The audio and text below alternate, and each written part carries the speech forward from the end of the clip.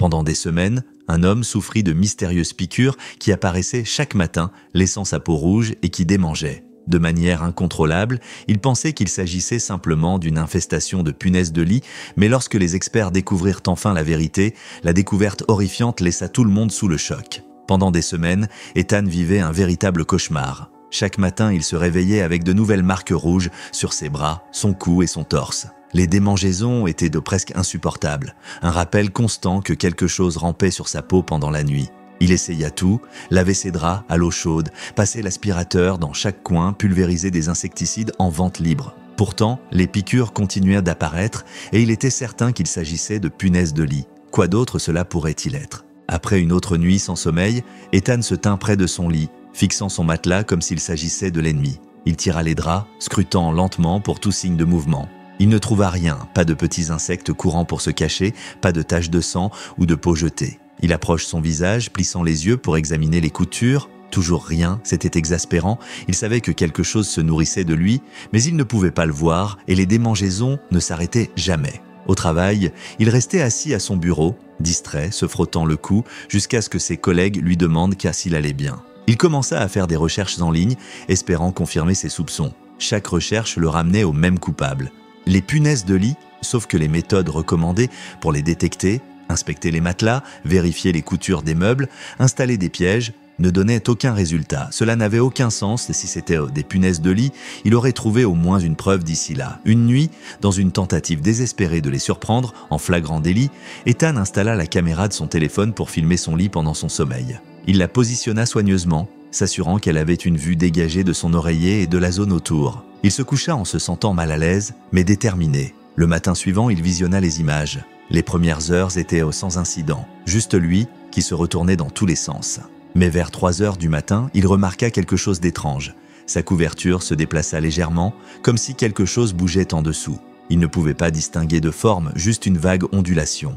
Pourtant, lorsqu'il stoppa et zooma, il ne vit aucun insecte, aucune punaise de lit, rien de reconnaissable, juste cette sensation inquiétante que quelque chose était bel et bien là, trop petit ou trop rapide pour être vu. Cet après-midi-là, Ethan appela une entreprise d'extermination. Il avait besoin de professionnels. Lorsque l'exterminateur, un homme d'âge moyen nommé Carl, arriva, il écouta patiemment alors qu'Ethan lui décrivait le problème. Carl hocha la tête pensivement, prenant des notes sur un carnet, puis enfila des gants et commença une inspection méthodique de la chambre. Il éclaira chaque couture du matelas avec une lampe de poche, dévissa le cadre du lit, vérifia derrière la tête de lit, le long des plinthes, dans le placard, et inspecta même les tapis. Après presque 1 heure, Carl secoua la tête. « Je ne trouve aucune preuve de punaise de lit », dit-il, un froncement de sourcils perplexe. « Pas de déjection, pas de coquille, pas d'œuf.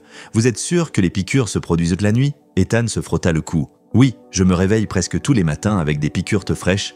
Elles démangent comme un fou. Elles ressemblent exactement à des piqûres de punaises de lit. Quoi d'autre cela pourrait-il être ?» Carl soupira, leva la main pour se gratter le menton. « Je ne sais pas.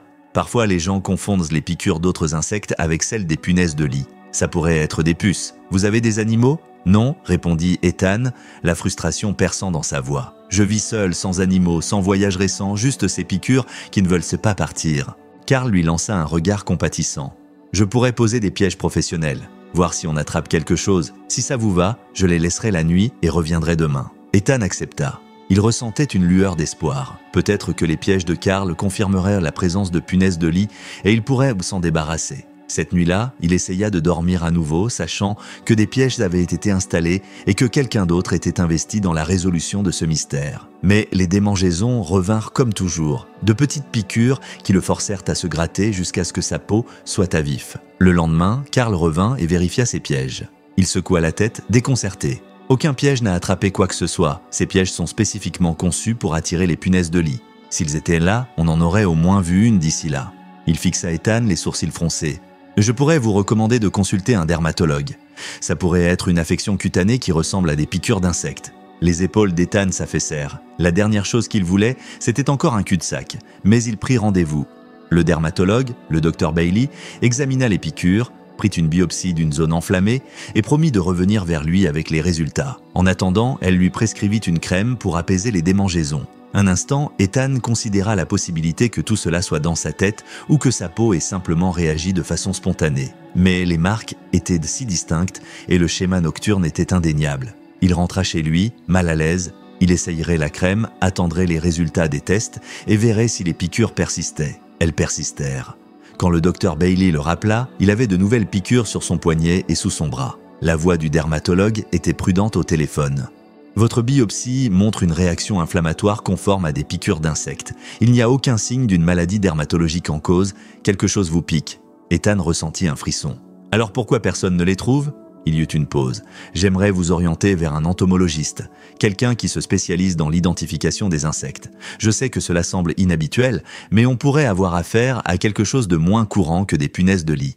J'ai un collègue qui consulte parfois pour des cas médicaux mystérieux comme celui-ci. Si vous êtes d'accord, je peux organiser un rendez-vous. Ethan accepta. Bien que l'idée que son problème soit si étrange qu'il nécessite un expert spécialisé le rendit mal à l'aise. Une semaine plus tard, il rencontra le Dr Ching, un entomologiste réputé pour consulter des cas rares. Le Dr Ching l'accueillit d'une voix calme et rassurante. « Je comprends que vous ayez traversé une épreuve difficile », dit-il en parcourant les notes envoyées par le Dr Bailey. « Vous êtes sûr que cela n'arrive que chez vous, la nuit ?» Ethan hocha la tête. « Je n'ai jamais de nouvelles piqûres quand je passe la nuit chez mes parents ou chez des amis. C'est seulement dans ma chambre. » Le Dr Ching incline la tête, intrigué. Cela suggère que la source est localisée. Si ce ne sont pas des punaises de lit, cela pourrait être quelque chose d'autre. Faisons un examen approfondi de votre environnement de sommeil. Il sortit un petit kit contenant des lentilles de magnification, des tubes à essai et des lames de verre. De retour dans l'appartement d'Ethan, le Dr Ching avança lentement et méthodiquement, utilisant une lampe frontale et un grossissement pour inspecter le matelas, la literie et le cadre du lit. Il prit de petits échantillons de poussière et de fibres des coutures du matelas et les scella soigneusement dans des flacons. Il racla même un peu du cadre en bois du lit dans un sac à échantillons. Tout au long du processus, il parla peu, hochant occasionnellement la tête. Ethan l'observa attentivement. Il n'avait pas remarqué lorsque la posture du Dr Ching se raidir légèrement, sa respiration s'accélérait. Cela arriva lorsque l'entomologiste souleva un coin du matelas et examina le dessous. Le Dr Ching tint la loupe près, fronça les sourcils, puis prit rapidement un échantillon. Son visage ne trahissait rien, mais Ethan sentit qu'il avait trouvé quelque chose. « Vous avez vu quelque chose ?» demanda Ethan, sa voix plus pressante qu'il ne l'avait voulu. Le Dr Ching pinça les lèvres. « Je ne suis pas totalement sûr. J'ai aperçu quelque chose d'inhabituel. Il va falloir analyser les échantillons au microscope. Ne tirons pas de conclusions hâtives. » Le cœur d'Ethan se serra. Encore une attente, une autre nuit d'incertitude.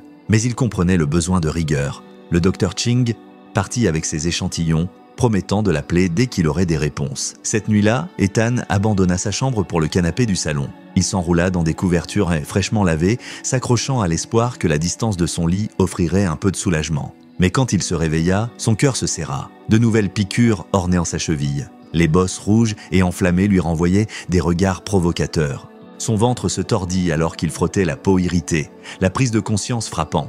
Quoi que ce soit, cela avait proliféré. Ce n'était pas limité à son lit. Cela semblait inarrêtable. Comment quelque chose d'aussi persistant et invasif pouvait-il échapper aux experts ? Alors qu'il se demandait ce qu'il devait faire ensuite, son téléphone vibra. Ethan le saisit. C'était le Dr Ching. Sa voix traversa la ligne, aiguë et urgente. « Ethan, il faut que tu viennes immédiatement à mon laboratoire. » L'urgence dans sa voix fit se tordre l'estomac d'Ethan. « C'est grave ?» demanda-t-il, la voix à peine stable. « Je t'expliquerai tout quand tu arriveras » répondit le Dr Ching. Ethan roula à toute vitesse en direction du laboratoire. Ses mains étaient une moite contre le volant, ses pensées passant en boucle sur les pires scénarios. Quand il entra dans le petit laboratoire stérile, ses nerfs étaient à vif. Le Dr Ching le salua d'un hochement de tête, l'expression particulièrement grave. Il le conduisit vers une table où une petite boîte de pétri se trouvait sous un microscope puissant. La pièce sentait légèrement l'antiseptique, l'éclairage fluorescent dur projetait des ombres nettes qui semblaient amplifier la tension. « Voici les échantillons que nous avons prélevés de votre matelas. Regarde toi-même ce que nous avons trouvé », dit le Dr Ching. Ethan se pencha, plissant les yeux en direction de l'oculaire. Lorsqu'il réalisa ce qu'il voyait, il hurla. Au début, Ethan aperçut ce qui semblait être des particules de poussière et des fibres de tissu. Puis il remarqua de petites formes, des créatures plus petites que la tête d'une épingle. Elles avaient de longs corps fins et plusieurs jeux de pattes. Elles n'étaient pas rondes et rouges, comme des punaises de lit. Elles étaient en minces et rapides, ressemblant presque à des vers, avec de minuscules appendices. « Qu'est-ce que c'est ?» demanda Ethan, reculant, la voix à peine audible. Le Dr Ching se pencha vers le récipient scellé, les sourcils froncés en concentration. Il ajusta ses lunettes, la voix basse et délibérée. « Nous avons identifié l'espèce » commença-t-il, son ton ne laissant aucune place au doute. « C'est ce qu'on appelle Triatoma infestans ». Le cœur d'Ethan se serra. « Qu'est-ce que c'est » ? C'est un parasite que l'on trouve habituellement en Amérique du Sud. expliqua le Dr Ching. Elles sont connues pour leur alimentation agressive et leur capacité à s'adapter aux environnements humains. Elles se nourrissent de fluides corporels et leurs piqûres ressemblent à celles des punaises de lit. Ethan sentit sa poitrine se serrer. « C'est dangereux ?» La voix du Dr Ching était ferme. « Très.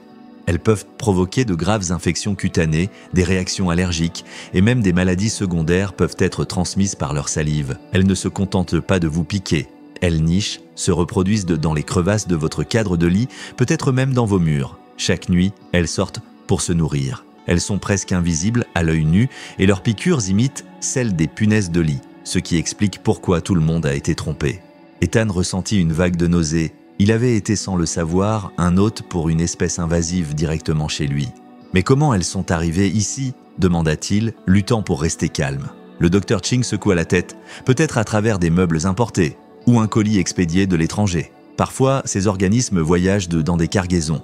Mais il faut agir vite. Je vais faire appel à une équipe spécialisée. Plus tard dans la soirée, Ethan se tint dans le coin de son salon alors qu'une petite équipe d'experts en combinaison de protection entrait dans sa chambre. Il pouvait les voir à travers la porte entr'ouverte. Le Dr Ching supervisait depuis le couloir, montrant où il avait pris des échantillons. Une autre experte, une femme nommée Dr Mason, s'approcha du matelas avec une lampe de poche et un appareil spécial d'aspiration. Elle s'arrêta brusquement et recula, les yeux écarquillés. « Qu'est-ce qui se passe ?» appela Ethan, l'anxiété perforant sa poitrine. La voix de Dr Mason tremblait. « Ils bougent, ils sont partout. Oh mon Dieu, ils sont partout !» Sa voix monta, aiguë et paniquée. Ethan entendit un cri de l'un des techniciens. Il se précipita vers la porte, mais fut retenu par le Dr Ching. Il put voir le faisceau lumineux trembler de manière incontrôlable. Des formes minuscules se précipitaient sur le cadre du lit, certaines tombant au sol et disparaissant dans les fissures. Il n'avait jamais vu des professionnels paniquer de cette manière. Ces experts, chevronnés, hurlaient face à ce qu'ils avaient s'y trouvé. « On a affaire à quoi ?»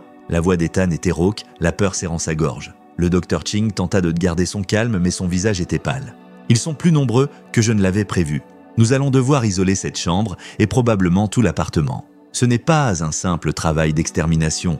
Nous avons besoin de mesures de confinement et d'éradication immédiate. Je n'ai jamais affronté quelque chose de similaire dans un environnement domestique. » Dans la confusion, Dr Mason réussit à capturer quelques spécimens dans un récipient scellé. Elle respirait lourdement à travers son masque, ses mains tremblant. Ethan les vit, de petites créatures pâles se tortillant à l'intérieur du contenant. Rien qu'en les voyant, il eut des démangeaisons sur la peau. Dans l'heure qui suivit, d'autres experts arrivèrent, portant des costumes de protection lourds, installant un environnement à pression négative pour garantir qu'aucun d'eux ne s'échappe. L'administrateur de l'immeuble fut appelé, puis les autorités sanitaires locales. Ceux qui virent ces créatures réagirent avec horreur et incrédulité. C'était quelque chose de totalement nouveau, une découverte horrifiante qui défiait les règles habituelles des infestations d'insectes. Ethan fut escorté hors de son appartement et invité à trouver un logement temporaire. Les autorités sanitaires insistèrent pour traiter non seulement son unité, mais aussi les zones environnantes. Il devait s'assurer que ces créatures invasives ne s'étaient pas propagées. Il faudrait des jours, peut-être des semaines, de mesures intensives pour les éliminer. Ethan regarda l'agitation depuis le couloir, ressentant un mélange étrange de terreur et de soulagement. Enfin, il n'y avait aucun doute qu'il y avait quelque chose de réel et de menaçant dans sa maison. Mais au moins, maintenant, les gens le croyaient et prenaient des mesures. Au fil des jours, Ethan communiqua constamment avec le Dr Ching, qui le tenait informé des progrès. L'équipe réussit à tuer la majorité de la colonie en utilisant une combinaison de méthodes, y compris des traitements thermiques intenses et une solution spécialisée importée d'un laboratoire de recherche avancé. Ils durent retirer le matelas, le cadre du lit et même des morceaux des panneaux muraux pour s'assurer qu'aucun œuf ou larve ne restait. Enfin, après des semaines de lutte et de peur, Ethan put retourner dans son appartement, mais il ne serait plus jamais le même. La vision de ces créatures se déplaçant dans son espace personnel hanta ses pensées et chaque ombre, chaque bruit dans la nuit le faisait douter de sa sécurité. L'expérience l'avait changé à jamais.